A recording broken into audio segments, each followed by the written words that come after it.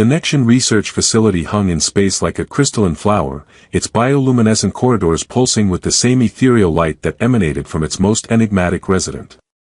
Dr. Elena Vasquez pressed her face to the transport shuttle's viewport, watching the facility's organic architecture shift and flow as docking ports opened to receive her vessel. "First time working with the ZHYRTI?" asked Captain Morrison, the shuttle pilot whose voice carried the casual familiarity of someone who'd made this run dozens of times. "First time working this closely with any of them," Elena admitted, checking her equipment manifest one final time. The briefings were extensive. "Let me guess, 3 hours on bioelectrical field protocols, 2 hours on cultural sensitivity, and about 5 minutes on actually useful information." Elena laughed despite her nervousness. "You've done this before." "Lady, I've been ferrying researchers out here for 5 years, and I've seen more brilliant minds turn to nervous wrecks the moment they meet Dr. Kithra than I care to count. Word of advice. Don't overthink it. She's probably more nervous about meeting you than you are about meeting her." The docking procedure was smooth and automated, but Elena felt her heart rate increase as she gathered her belongings. Working with the ZHYRTI required a complete recalibration of normal social interactions. Their species communicated as much through bioelectrical fields as through vocalization, and physical contact was considered the most intimate possible interaction, more personal than human cultures reserved for marriage vows. The airlock cycled open, revealing a corridor that seemed to breathe with living light. The walls were lined with bioluminescent panels that responded to movement and presence, creating patterns that Elena's briefings had told her were a form of passive communication among the facility's ZHYRTI staff. "Dr. Elena Vasquez," came a voice like wind chimes made of crystal and starlight. "I am Dr. Kithra Velthan. Welcome to Nexian." Elena turned toward the voice and felt her breath catch. The briefing materials hadn't prepared her for the reality of meeting a ZHYRTI in person. Kithra stood at the intersection of 2 corridors, her form tall and elegant, with skin that looked like living metal shot through with veins of bioluminescent crystal. Her features were sharp and angular in a way that suggested evolutionary paths that had diverged from humanity millions of years ago, and her eyes were pools of deep sapphire that seemed to contain their own internal light. Most striking was the subtle energy field that surrounded her. A barely visible distortion in the air that made the space around her shimmer like heat waves. Elena could feel it even at a distance of several meters, a warm tingling that seemed to resonate in her bones. "Dr. Kithra," Elena replied, performing the formal bow that her cultural briefings had drilled into her. "Thank you for agreeing to collaborate on this research. I've studied your work on quantum entangled organisms. It's revolutionary." Something flickered across Kithra's crystalline features, surprise, perhaps, or pleasure at the recognition. Her bioelectrical field pulsed slightly, and the corridor's lights responded with complementary patterns. "Your reputation precedes you as well, Dr. Vasquez. Your insights into quantum consciousness transfer could be the key to understanding how entangled organisms maintain coherent communication across galactic distances." As they walked through the facility's corridors, Elena noticed how carefully Kithra moved, how precisely she calculated distances to avoid even accidental contact with walls, doorframes, or equipment. Other ZHYRTI they passed gave her respectful nods but maintained significant physical distance, their own bioelectrical fields remaining muted in her presence.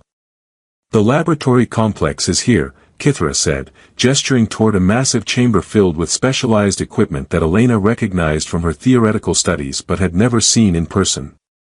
"We have successfully maintained quantum entanglement in 17 different organism types, with communication lag times measured in microseconds across distances of up to 12 parsecs." Elena felt her scientific excitement override her cultural nervousness. 17 types. The last published studies only confirmed entanglement in 3 species. How did you achieve such rapid advancement? Isolation, Kithra replied simply, though something in her tone suggested layers of meaning beyond the scientific. When you remove all external variables, focus becomes absolute. As they toured the facility, Elena began to understand that Kithra's isolation wasn't just methodological, it was personal. The other Zhyrt treated her with respect but also with a distance that seemed to go beyond professional courtesy. They spoke to her through the facility's communication systems rather than approaching directly, and Elena noticed that none of them allowed their bioelectrical fields to overlap with hers. "Dr. Kithra," Elena asked carefully as they examined a containment unit holding what appeared to be crystalline organisms that pulsed in perfect synchronization, "forgive my curiosity, but is physical separation standard procedure when working with quantum specimens?" Kithra's field fluctuated in a pattern that Elena's briefings had indicated suggested discomfort or uncertainty. Physical contact can interfere with bioelectrical measurements. It is safer to maintain proper distances. But Elena sensed there was more to it than scientific protocol. In the way Kithra held herself, in the precise calculation of her movements, in the carefully maintained barriers between herself and everyone around her, Elena recognized something she'd seen in her own work with trauma survivors, the posture of someone who had learned to protect themselves by avoiding connection entirely. "The organisms are beautiful," Elena said, studying the synchronized pulsing of the crystalline creatures. "They maintain their bond across impossible distances. It must be profound, that kind of connection." Kithra's bioelectrical field dimmed slightly, and her crystalline features shifted from sapphire to a more muted silver. "Profound, yes. But also dangerous. Connection always carries the risk of overwhelming influence. Or overwhelming joy," Elena suggested gently. "In human culture, we believe that connection is worth the risk." "Humans are different," Kithra replied, her voice carrying a note of what might have been longing. "Your bioelectrical fields are simple, manageable. Ours are more complex. More dangerous." As their first meeting concluded and Elena was shown to her quarters, she found herself wondering whether Kithra's isolation was truly necessary for her research, or whether the brilliant scientist had convinced herself that distance was safer than discovering what connection might actually feel like. Elena's first week at the Nexion facility revealed the complex dynamics of Zhyrt's social interaction and Kithra's unique position within it. During meal periods in the communal spaces, she observed how other Zhyrt gathered in small groups, their bioelectrical fields overlapping in gentle cascades of light and energy that seemed to carry emotional content alongside simple communication. But Kithra always sat alone, her powerful field creating a sphere of isolation that others unconsciously avoided. "It's not intentional rejection," explained Dr. Thyron, one of the facility's other researchers, during a private conversation. Elena had asked about the social dynamics with what she hoped was scientific curiosity rather than personal concern. "Kithra's bioelectrical signature is simply too intense for casual contact. When we were younglings, even brief field overlap with her would cause sensory overload. She learned early to maintain distance to avoid causing discomfort. But surely as adults, with more developed control." Elena began. Thyron's field flickered with what Elena was learning to recognize as embarrassment. The patterns established in youth tend to persist. And frankly, Dr. Vasquez, most of us have never learned how to interact with someone whose field is so powerful. It would be like your people trying to have a conversation during an earthquake. Elena found herself studying Kithra more carefully during their research sessions, noting the subtle signs of emotional isolation that the Zhyrt scientist had learned to hide. When exciting discoveries were made, Kithra's field would flare with enthusiasm, but there was no one to share the cascade of energy with. When frustrating setbacks occurred, her bioelectrical patterns would dim with disappointment, but she processed the emotions alone. "Your quantum organisms," Elena observed during their third week of collaboration, "they seem to pulse more actively when you're working with them directly. Do they respond to bioelectrical fields?" "All Zhyrt technology interfaces through bioelectrical resonance," Kithra replied, her field brightening as she guided Elena through the process of reading the quantum signatures. "The organisms recognize conscious intent and respond accordingly. Watch." Kithra placed her hands near the containment field, not touching, but close enough for her bioelectrical energy to interact with the quantum specimens. Immediately, the crystalline organisms began pulsing in complex patterns that created harmonious frequencies throughout the laboratory. "They're beautiful when they respond to you," Elena said, and noticed how Kithra's field flickered with surprise at the compliment. "How long have you been working alone with them?" 15 years, Kithra replied. "Since I completed my advanced certifications and was assigned to this facility." 15 years without a research partner? Research partnerships require close coordination, shared workspace, overlapping fields for data transfer. Kithra's tone became carefully neutral. "My field characteristics make such arrangements impractical." Elena studied the quantum organisms, which continued their complex pulsing patterns even after Kithra had moved away. "They don't seem to find your field overwhelming. In fact, they appear to thrive on the interaction." "Non-sentient organisms are different," Kithra said quietly.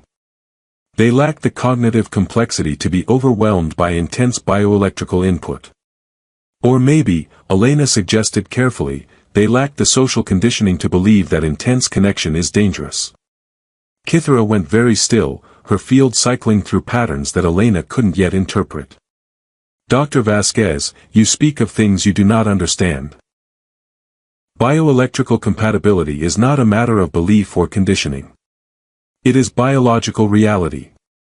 "You're absolutely right," Elena agreed. "I don't understand bioelectrical fields the way you do. But I understand isolation, and I understand what it costs to convince yourself that distance is safer than connection." During their 4th week, Elena began to notice changes in how the quantum organisms responded to their joint presence. When both researchers were in the laboratory simultaneously, even maintaining the careful distances that protocol required, the organism's quantum entanglement patterns became more stable and complex. The synchronized pulsing that normally occurred across pairs of specimens began to extend to entire clusters, creating a network effect that neither had achieved working alone. "The data is unmistakable," Elena said, reviewing the readings for the 3rd time. "Joint observation is enhancing the quantum coherence.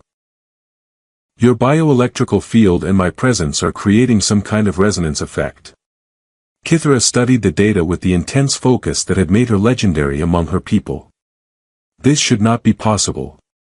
Human bioelectrical activity is too minimal to create meaningful resonance with ZHYRT signatures." "Maybe the organisms are responding to something else," Elena suggested. "Maybe they're reacting to the interaction between us, even if we're not directly sharing bioelectrical contact."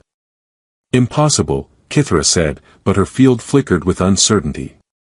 "Bioelectrical interaction requires physical proximity, overlapping fields, shared resonance frequencies. We have maintained proper protocols throughout our collaboration." Elena looked at the quantum organisms, which were now pulsing in patterns so complex they resembled living music, and then at Kithra, whose bioelectrical field seemed to be unconsciously reaching toward Elena's position before pulling back into its carefully controlled sphere. "Kithra," Elena said gently, "what if proper protocols aren't actually protecting us? What if they're preventing us from achieving something remarkable?" Kithra's field dimmed to barely visible levels, and her crystalline features shifted through rapid color changes that spoke of internal conflict. "You suggest abandoning safety measures that have guided my entire life. I suggest that maybe the measures that feel like safety might actually be preventing you from discovering your true potential."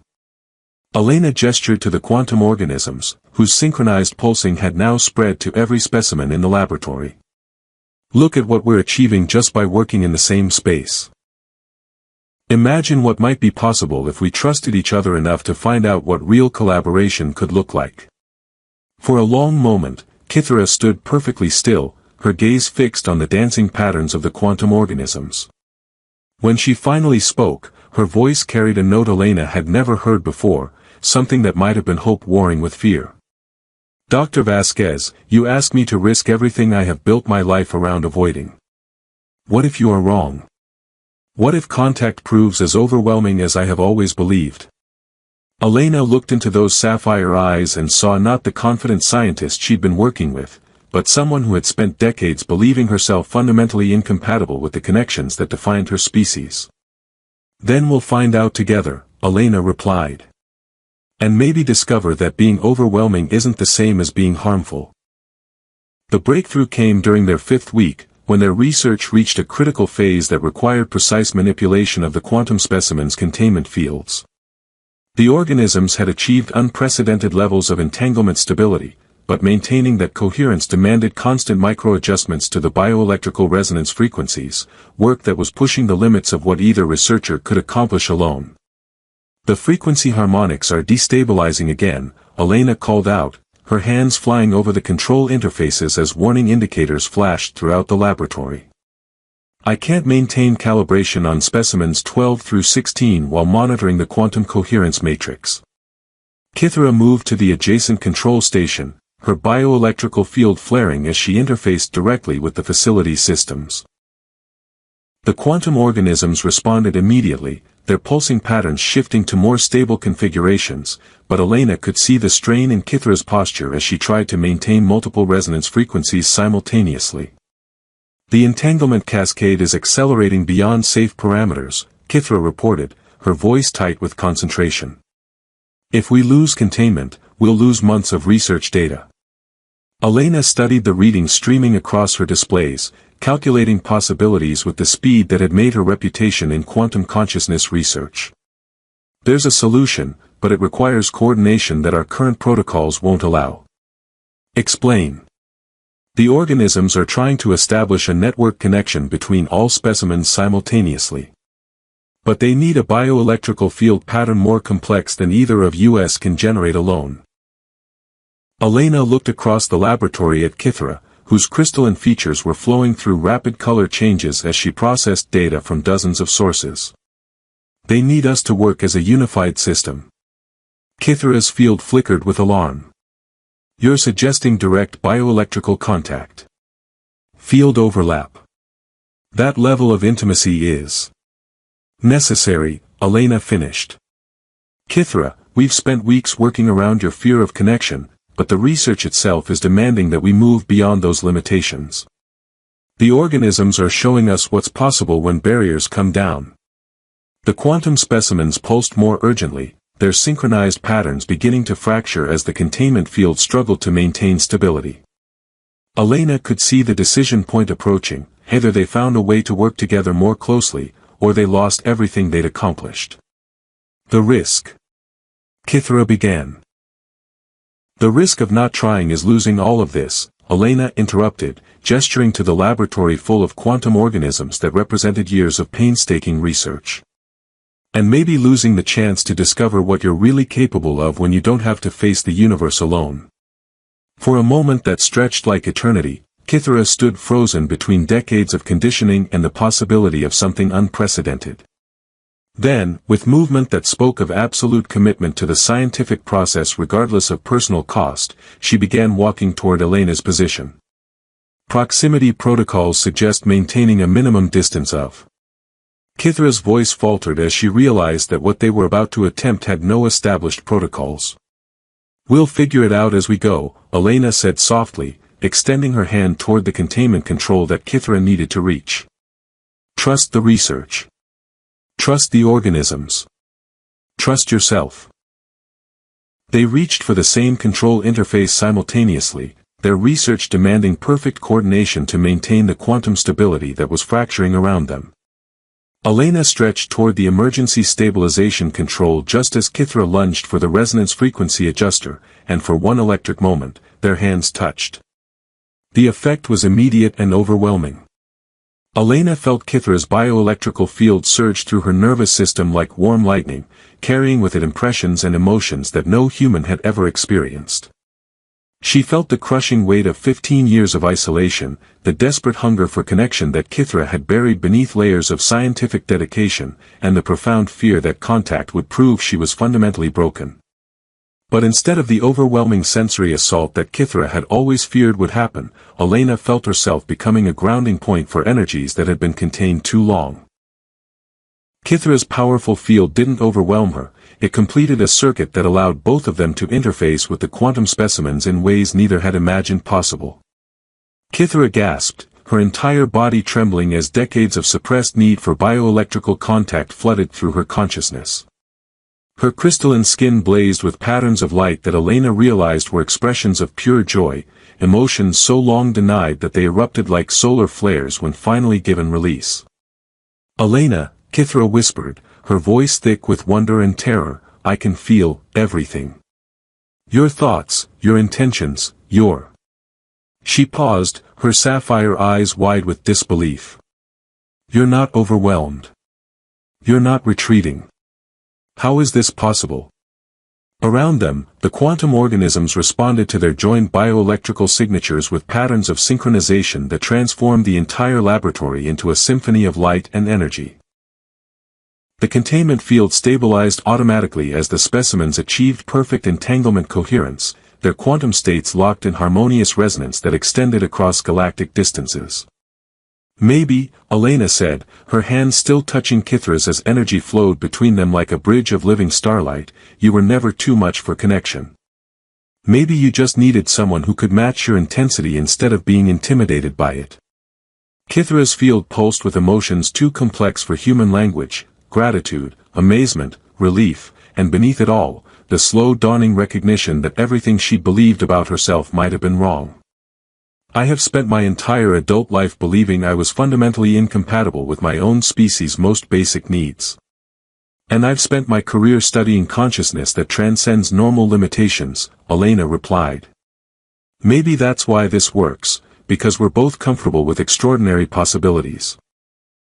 As their bioelectrical contact stabilized and the quantum organisms settled into their new state of perfect entanglement, Elena felt Kithra's trembling gradually subside. But she also felt something else, the profound transformation that was occurring in real time as Kithra experienced, for the first time in her adult life, the bioelectrical sharing that was as natural to her people as breathing. "The research data," Kithra said suddenly, though she made no move to break their contact. "We need to record what's happening." "Already being recorded," Elena assured her, noting how the facility's systems were automatically documenting the unprecedented bioelectrical readings. "But Kithra, this isn't just about the research anymore. This is about you discovering that you're not broken, you're extraordinary." Kithra's field flared with patterns that Elena was beginning to recognize as the Zhyrt equivalent of tears. Not sadness, but the overwhelming relief of someone who had finally come home to themselves. The transformation in Kithra over the following weeks was remarkable to witness. Her bioelectrical field, no longer constrained by rigid control protocols, began to flow in patterns that Elena learned to read like emotional language. Where once there had been carefully contained isolation, now there was cautious but growing openness to connection and collaboration. The quantum organisms have achieved stable entanglement across distances we previously thought impossible, Kithra reported to the facility's research council via holographic transmission. Her crystalline features glowed with confidence that Elena had never seen before. "Dr. Vasquez and I have developed new bioelectrical interface techniques that allow for enhanced communication with quantum-conscious specimens." Elena watched from her position at the research station, noting how other Zhyrt in the facility had begun to respond differently to Kithra's presence. Where they had once maintained respectful distance, they now approached with curiosity about the dramatic changes in their colleagues' bioelectrical signature. "The field harmonics you're generating are unlike anything in our databases," observed Dr. Thyron during one of their joint research sessions. "There's a stability and complexity that suggests—" He paused, his own field flickering with uncertainty. "Forgive me, Kithra, but it suggests deep bioelectrical bonding. Have you undergone pairing protocols with a member of our species?" Kithra's field pulsed with what Elena now recognized as gentle amusement. "Not with a Zhyrt, no. But I have discovered that bioelectrical compatibility is more diverse than our traditional understanding suggests." Elena felt the subtle warmth that indicated Kithra was sharing some of her bioelectrical energy across their established connection. A form of communication that had developed naturally between them over their weeks of close collaboration. Through that shared field, she felt Kithra's gratitude for the discovery that she was not fundamentally incompatible with connection, but rather capable of bonds that transcended species boundaries. Their research success had attracted attention throughout the galactic scientific community. The quantum organisms they had stabilized were now maintaining entanglement coherence across 12 star systems, creating the first practical demonstration of instantaneous interstellar communication that didn't rely on conventional technology. The applications are revolutionary, Elena explained to the Joint Human Zhyrt Research Committee that had convened to evaluate their work. But the breakthrough isn't just technological, it's biological. We've discovered that bioelectrical fields can create compatibility between species that evolved along completely different paths. More importantly, Kithra added, her field brightening as she addressed her own people through the quantum communication network, we've learned that individuals with non-standard bioelectrical signatures are not anomalies to be isolated, but potential bridges to expanded understanding of consciousness itself. Elena noticed how several Zhyrt in the transmission showed field fluctuations that suggested surprise and interest. The implications of their discovery extended far beyond research applications. If bioelectrical compatibility could exist between species, then certainly it could exist between Zhyrt individuals with different field characteristics. Dr. Kithra, came a transmission from the Zhyrt homeworld. There are others of our people who have lived in isolation due to bioelectrical incompatibility. Would you be willing to work with them, to explore whether your discoveries might apply to same-species connections? Elena felt Kithra's field flare with excitement and determination. I would be honored to help others discover what I have learned, that difference is not deficiency, and that the connections we fear most might be the ones we need most. The preparations for Kithra's return to Zhyrt space took several months, during which their collaboration deepened into something that transcended professional partnership. Elena learned to read the subtle fluctuations in Kithra's bioelectrical patterns that indicated fatigue, excitement, curiosity, or contentment. Kithra, in turn, developed an intuitive understanding of human emotional states that allowed her to provide support and encouragement during the more challenging aspects of their research. I have been thinking, Kithra said during one of their final research sessions at Nexion, about what you said regarding overwhelming influence versus overwhelming joy. You were correct, the intensity one feared was not destructive but creative. It amplifies rather than diminishes. Your people will understand that once they see what you've accomplished, Elena assured her. Sometimes the things that make us feel different are actually the things that make us special. You will continue the quantum organism research? Kithra asked, though her field pattern suggested she already knew the answer. Someone has to maintain the Earth side of the quantum communication network, Elena replied with a smile. Besides, I've learned too much about bioelectrical fields to go back to purely human research. You've opened up entire new fields of study. On the day of Kithra's departure, Elena stood in the same docking bay where they had first met. But now, instead of careful distance and protocol-mandated separation, Kithra approached close enough for their bioelectrical fields to overlap in a gentle farewell embrace that would have been impossible weeks earlier. Thank you, Kithra said, her field pulsing with patterns that Elena felt as warm gratitude mixed with anticipation for the future, for teaching me that touch does not have to be feared, that connection can be strength rather than vulnerability. Thank you for teaching me that some barriers exist only until someone is brave enough to cross them, Elena replied, feeling the subtle energy exchange that had become as natural as breathing between them. In her final research report, Elena wrote, the most significant discovery of this project was not technological but personal. Dr. Kithra Velthan demonstrated that individuals considered incompatible with normal social connections may actually possess enhanced capabilities for deeper, more meaningful bonds. Her work will revolutionize not only interspecies communication but our understanding of consciousness, compatibility, and the courage required to transform isolation into connection. Kithra's return to Zhyrt space became legendary among her people, as she established the first Institute for Bioelectrical Diversity Studies and helped dozens of isolated individuals discover that their differences were gifts rather than curses.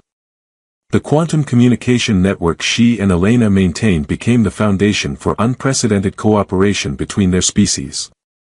And sometimes, across the vast distances between stars, their bioelectrical fields would resonate through the quantum entanglement network they had created, proving that some connections transcend not only species barriers but the very fabric of space and time itself.